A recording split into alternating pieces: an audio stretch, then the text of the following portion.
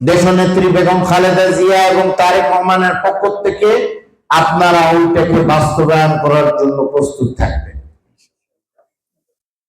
কারণ দেশটাকে যদি আমরা বাঁচাইতে চাই, দেশের সার্বভৌমত্ব রক্ষা করতে চাই, তাহলে আমাদের প্রয়োজন আগামী একটি ইলেকশন, যে ইলেকশনের মাধ্যমে জনগণের প্রতিনিধিত্ব প্রতিষ্ঠিত হবে।